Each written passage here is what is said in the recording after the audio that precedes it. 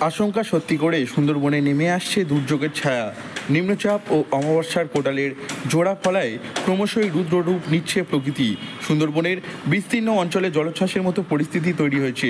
পাথর প্রতিমা ব্লকের দুর্বাচটি পঞ্চায়েতের ব্যানার্জি ঘেরির সপ্তমুখী নদীর নোনা জল এলাকায় ঢুকছে। নোনা জলে প্লাবিত চাষের জমি, মাছের ভেড়ি, যার জেরে আতঙ্কে রয়েছেন গ্রামবাসীরা।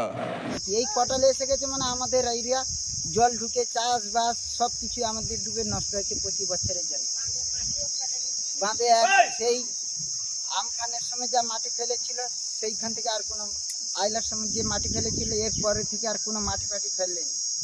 তাই আমাদের কাছে আবেদন সরকারের কাছে যাতে আমরা সুষ্ঠুভাবে পরিবেশে থাকতে পারি, বসবাস করে আমরা সেই সুরক্ষা চাই। নিম্নচাপ ও অমাবস্যার ভরা কোটালের প্রভাবে ইতিমধ্যে উপকূলে নদী ও সমুদ্র উত্তাল। জেলার বিভিন্ন অংশে ভারী থেকে অতি ভারী বৃষ্টি হচ্ছে। এদিকে এই অবস্থা চলতে থাকলে বাঁধ ভেঙে প্লাবিত হতে পারে একাধিক এলাকা।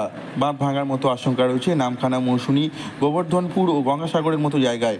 পরিস্থিতির উপর নজর রেখেছে প্রশাসন। বাঁধের উপরে বিশেষ নজর রাখা হচ্ছে। অনেক জায়গায় বাঁধ মেরামতির কাজ চললেও এখনো পর্যন্ত অনেক জায়গায় দুর্বল বাঁধ রয়েছে। এই দুর্বল বাঁধ থেকে জল উপচে অথবা ভেঙে জল প্রবেশ করতে পারে এলাকায়, যার ফলে ক্ষতি হবে। উপচে পড়ার মতো জল হয়ে গেছে। এই এলাকাতে দীর্ঘদিন নদী বাঁধে মাটি না পড়ার কারণে এলাকার গ্রামবাসী এখন আতঙ্ক। আমরা নিজেরাই সবাই আতঙ্কিত আছি, না জানি কখন জল ঢুকে। ইতিপূর্বে 2-3 বার জল ঢুকেছিল, গোটা গ্রাম প্লাবিত হয়েছিল। পঞ্চায়েত বা প্রশাসন এখানে যারা দায়িত্বে থাকে তাদেরকে বহুবার বলা সত্ত্বেও তারা কোনোভাবে নদী বাঁধে এক ঝোড়া মাটি ফেলার কোনো ব্যবস্থা করেনি, যে কারণে আমরা সবাই আতঙ্কিত আছি। যে কোনো সময় হয়তো আমাদের বিপদ ঘটলে ঘটে।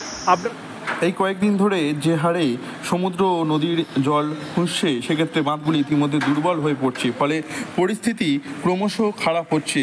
আর যার ফলে আশঙ্কা সত্যি করে সুন্দরবনে নেমে আসছে দুর্যোগের ছায়া। নিম্নচাপ ও কোটালের জোড়া ফলায় ক্রমশই রুদ্ররূপ নিচ্ছে প্রকৃতি। সুন্দরবনের বিস্তীর্ণ অঞ্চলে জলোচ্ছ্বাসের মতো পরিস্থিতি তৈরি হয়েছে।